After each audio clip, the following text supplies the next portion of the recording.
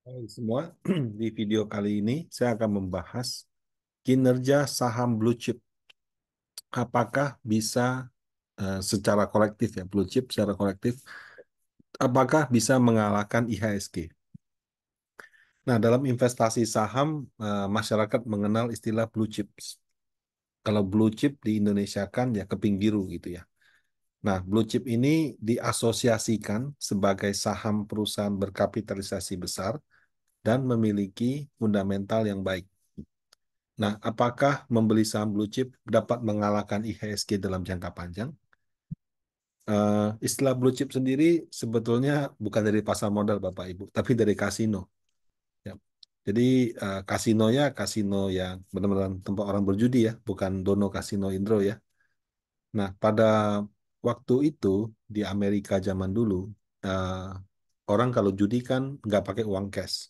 Biasanya kalau Bapak Ibu pernah ke kasino di Macau di Singapura, Anda datang, Anda masuk, Anda tukar uang Anda dengan chip di setempat, baru bertaruh dengan menggunakan chip tersebut. Biasanya chipnya sudah khusus gitu ya. Nah, di zaman dulu Amerika, sekarang nggak tahu sih, itu biasanya kalau yang koinnya yang besar-besar, yang mesti $50, $100 itu warnanya biru gitu. Nah, kemudian di zaman dulu juga, kalau harga saham yang sudah naik tinggi atau perusahaan besar, itu juga nilai satuannya juga udah besar, $50, $60, $100 gitu. Nah, sehingga oleh para pelaku pasar waktu itu yang mungkin kebetulan mereka berinvestasi di saham dan juga berjudi di kasino, mereka menjuluki saham-saham yang harganya sudah tinggi itu sebagai saham blue chip gitu. Nah, nggak tahu siapa yang mulai atau bagaimana, pokoknya saham blue chip sampai sekarang terus digunakan. Dan akhirnya orang terbiasa. Oh ya, kalau blue chip berarti berarti saham yang perusahaan terbesar atau perusahaan besar seperti itu. Bahkan blue chip ini juga ada dalam bahasa Mandarin. Jadi kalau mereka bilang saham blue chip, mereka bilangnya Lan Chou Ku. Ya sama juga, Lan itu biru, Chou itu Chouma, Chouma itu chip gitu, chip kasino. Ku itu saham. Jadi istilah blue chip itu juga ada dalam bahasa Mandarin, Bapak Ibu. Nah, kalau misalnya kita tanya saham blue chip itu contohnya apa aja? Ya sangat gampang. Kita mungkin bisa menyebut Bank BCA, Bank BRI, Telkom, Bank Mandiri, Astra, dan sebagainya. Nah, dengan semakin banyaknya perusahaan-perusahaan yang terus masuk ke dalam bursa, daftar perusahaan blue chip ini juga bisa terus bertambah gitu. Nah, tapi ada semacam kesepakatan tidak tertulis gitu ya di pasar modal bahwa kumpulan saham blue chip ini terwakili dalam eh, LQ45 gitu. Kenapa? Karena LQ45 ini sudah ada sejak zaman bursa dulu ada. Jadi waktu IHSG ada, adalah namanya indeks LQ45. Nah, dulu nggak ada indeks 30, nggak ada Sri Kahati, nggak ada macam-macam. LQ45 aja. Baru ada JII. Ya, itu dua indeks yang sudah beredar cukup lama dan dianggap merepresentasikan kumpulan saham blue chip yang ada yang ada di bursa pasar modal Indonesia. Nah, sampai saat ini juga saya tahu pengelola dana besar, manajer investasi, asuransi, dana pensiun gitu ya, itu menggunakan LQ45 sebagai acuannya gitu.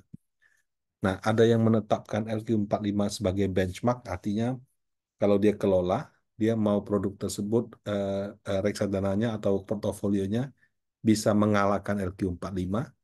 Ada juga yang menggunakannya sebagai investment universe ya. Investment universe itu artinya dia kalau mau beli saham cuma boleh beli yang ada dalam LQ45, di luar tuh nggak boleh. Kalau LQ45 berubah, maka dia juga harus berubah.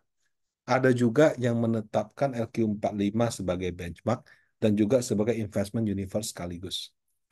Eh, nah, LQ45 sendiri juga banyak digunakan sorry, itu LQ45 sendiri itu juga ditentukan ya oleh divisi research yang ada di Bursa Efek Indonesia.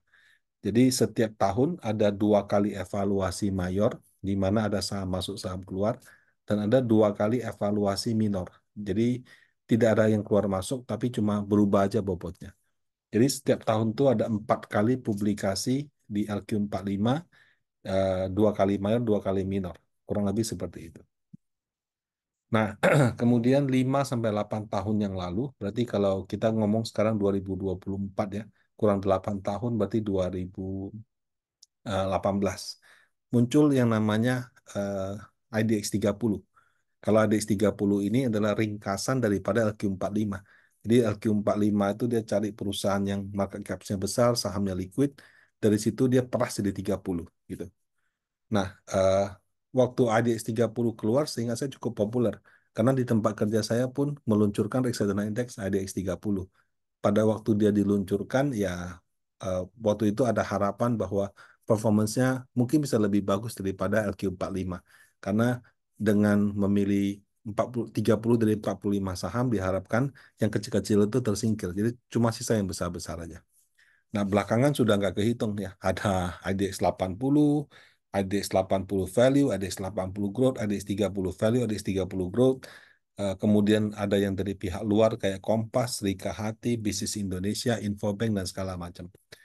Nah, tapi ya dari sekian banyak indeks yang ada, saat ini yang paling banyak digunakan sebagai landasan dalam membuat reksadana ataupun benchmark, setahu saya masih LQ45 dan IDX 30.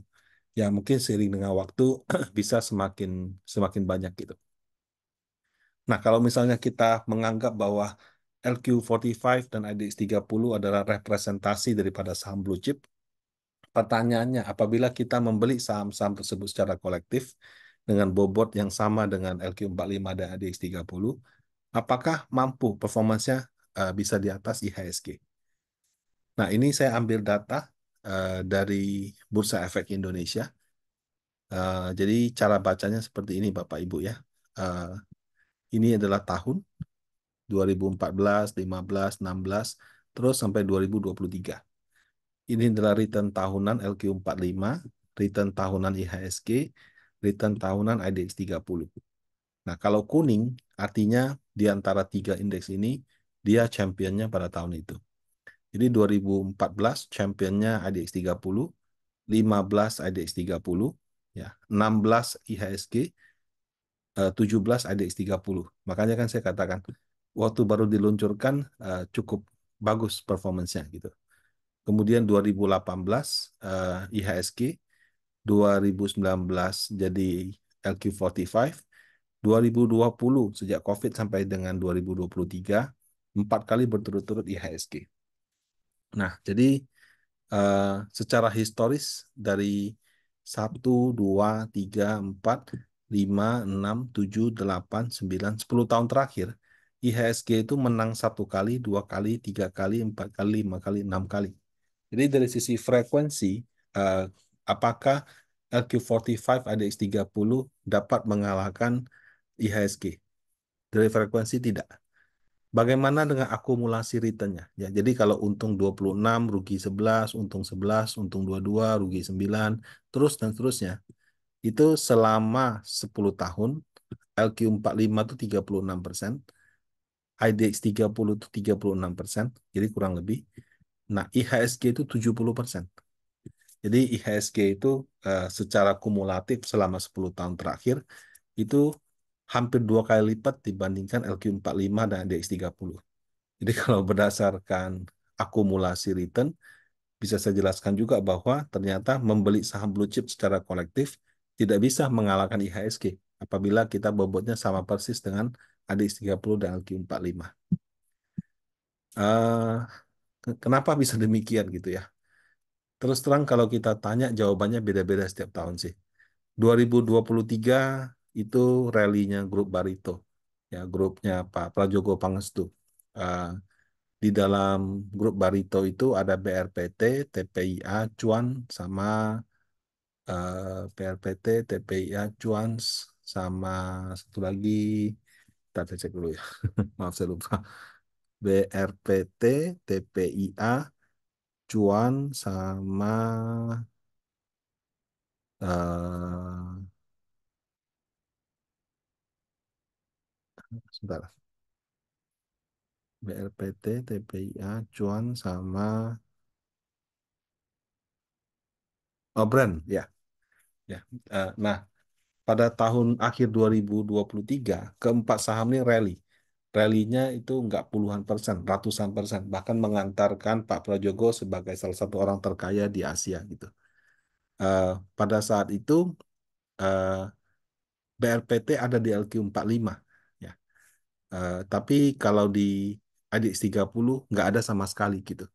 Jadi karena rally yang tinggi pada saham grup Prajogo dan cuma ada BRPT di LQ45, ADX30 tidak ada. Itu menyebabkan ADX30 kalah dengan LQ45. Dan kemudian karena di LQ45 dari 4 saham cuma ada satu, IHSG ada semua, itu menyebabkan IHSG jauh di atas kedua indeks tersebut. Jadi kalau kita lihat historical performance-nya, IHSG-nya 6%, ya. LQ45-nya ada BRPT, makanya masih ke angka 3,6, tapi nggak ada TPIA, nggak ada Brent, nggak ada Cuan. Ya, IDX30 semuanya nggak ada 1,4%. Jadi em, kalau 2023 lebih karena ada rally yang sangat terkonsentrasi di saham grup Barito, di mana dalam indeks yang liquid cuma ada satu yang masuk. Ya, tiga dari 4 saham satu masuk, tiga enggak. Nah, kemudian di tahun 2022, Bapak Ibu, kalau ditanya kenapa gitu ya. Nah, 2022 itu adalah tahun di mana saham teknologi crash, kemudian pada saat yang sama saham batubara naik tinggi. Nah, saham teknologi itu kebetulan besar dalam LQ45 sama ADX30. Karena waktu Goto masuk ke dalam LQ45 ADX30 itu melalui fast track, waktu itu perhitungan market cap saham itu sudah berdasarkan free float.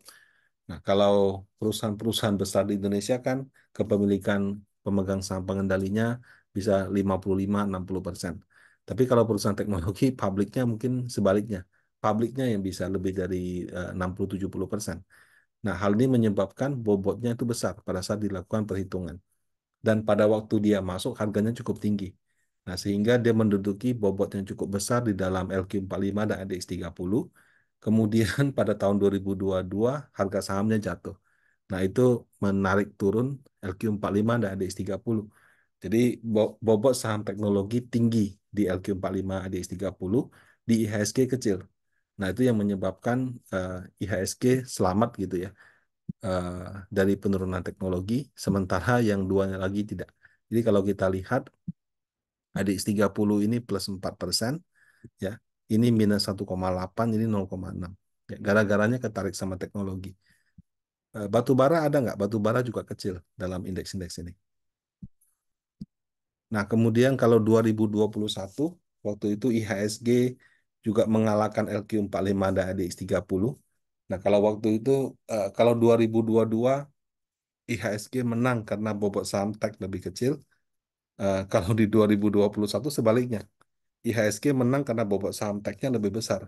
Kenapa? Karena dalam LQ sama IDX30 nggak ada saham teknologi. Sementara di dalam IHSG ada. Pada tahun itu lagi demam teknologi. Semua yang dikasih kata digital, dikasih akan masuk ke teknologi, harganya naik tinggi. Nah, itu menyebabkan harga IHSG naik lebih tinggi daripada dua yang lain. Sementara pada tahun itu saham-saham blue chip nggak kemana-mana. Saham bank nggak kemana-mana. Nah, 2020 eh, bobot saham bank itu eh, cukup besar dalam LQ45 DX30. Pada tahun itu juga karena ada pandemi, harga saham bank juga terbanting gitu ya. Karena dikhawatirkan banyak kredit macet dan segala macam. Jadi anyhow, selama dari 2020 sampai 2023, setiap tahun selalu ada alasan yang beda-beda gitu. Eh, nah, kalau yang sebelum itu bagaimana Pak? Terus terang saya sudah lupa. Karena kalau kita mau ingat setiap tahun kayaknya juga susah ya. Jadi ada yang karena susunan sahamnya, ada yang karena konsentrasi sektornya, gitu. Nah, jadi kalau kita mau beat index dengan cara membeli saham blue chip, eh, yang bobotnya copy paste dari IDX 30 LQ45, jawabannya itu tidak bisa mengalahkan IHSG. Eh, untuk bisa mengalahkan IHSG, kalau misalnya kita beli semua saham kan tidak mungkin. Jadi kita perlu manajemen portfolio yang aktif. Kita perlu tajam dalam melakukan stock picking gitu. Kita perlu melakukan aset alokasi yang mendahului ekspektasi pasar gitu. Jadi kalau menurut kita kayaknya marketnya akan bagaimana, kita sudah ambil duluan gitu. Kalau misalnya kita tidak lakukan itu, cukup sulit bagi investment manager dengan model copy paste ya untuk bisa mengalahkan IHSG. Nah, kalau kita pakai LQ45, bisa nggak mengalahkan IHSG? atau ADX 30 memungkinkan apabila dalam reksadana indeks tersebut kita melakukan semacam penyesuaian. Jadi dalam reksadana indeks kan harus minimal 80% anggota. Kalau indeks 30, dari 30 saham kita boleh memilih cukup 24. Dengan mengeluarkan 6, kemudian bobotnya kita sesuaikan, mungkin ada kesempatan kita bisa mengalahkan IHSG. Karena kadang-kadang di dalam indeks tersebut, eh, apabila saham-saham yang drag down performance dikeluarkan, bisa saja performance indeksnya cukup bagus. Alternatif lainnya kalau gitu saya punya benchmark jangan IHSG lah karena IHSG begitu susah dikalahkan, jadi saya pakai yang lebih gampangnya kayak LQ45 ya, boleh-boleh saja gitu. Atau misalnya kita menggunakan referensi indeks yang lain, kalau saya copy paste LQ45 nggak bisa bi-indeks, bagaimana kalau Infobank, bagaimana kalau Pevindo iGrade gitu, bagaimana kalau Serika Hati. Ya bebas-bebas saja sih, tapi kadang-kadang yang namanya performance ada tahun-tahun yang dia bagus, kemudian setelah lewat masanya jadi kurang begitu bagus. Tapi kalau menurut saya balik lagi untuk bisa mengalahkan IHSG dalam suatu manajemen portfolio ya, kita nggak ngomong portfolio pribadi ya, tapi misalnya portfolio seperti reksadana yang dana publik, memang perlu ada active management gitu ya. Kemudian ya itu kemampuan melakukan stock picking sama kemampuan melakukan aset alokasi. Nah, demikian sharing saya kali ini. Semoga bermanfaat. Terima kasih.